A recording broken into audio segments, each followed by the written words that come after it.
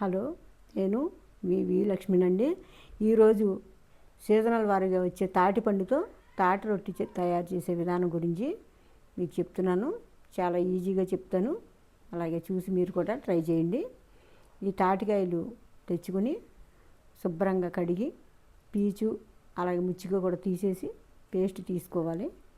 బియ్యం కడిగి ఫ్యాన్ గాలికి ఆరిపోతాయి, ఆరబెట్టుకుని మిక్సీ పట్టేసుకుంటే సరిపోతుంది.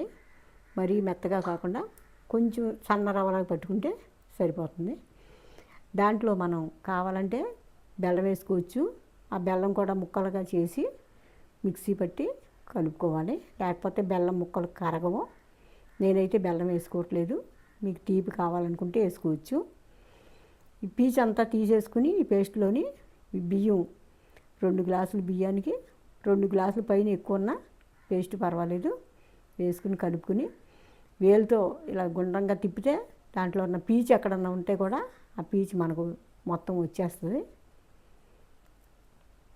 వచ్చేసి మనం ఒక అరగంట సేపు నానబెట్టుకుంటే త్వరగా మగ్గుతుంది రొట్టి.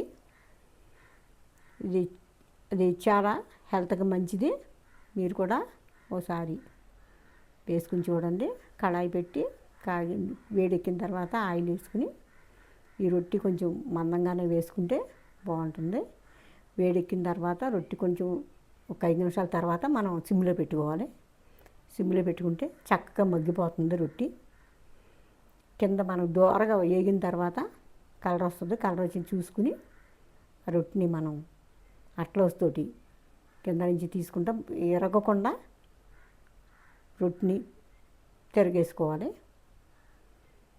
ఈ ఫుడ్డు తినటం వల్ల హెల్త్కి మంచిది. మనకు వర్షాకాలంలోనే దొరుకుతాయి ఇవి. మళ్ళీ వర్షాకాలం వరకు దొరకవు, సంవత్సరానికి ఒకసారి దొరుకుతాయి. మీ ఊరిలో కూడా దొరికితే ట్రై చేయండి. వేసి మూత పెట్టాను. ఇప్పుడు ఒకసారి మనం చూసుకోవాలి.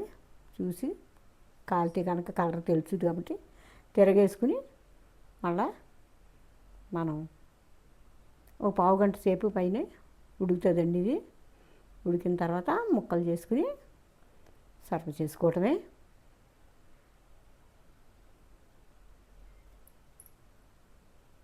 Please subscribe, share and like. మీరు సబ్స్క్రైబ్ చేసుకోవటం వల్ల మేము చేసే వీడియోలన్నీ త్వరగా మీకు చేరుతాయి. మీ తాటి రొట్టి ఎలా ఉందో మీరు కామెంట్లో తెలియజేయండి. Thank you for watching.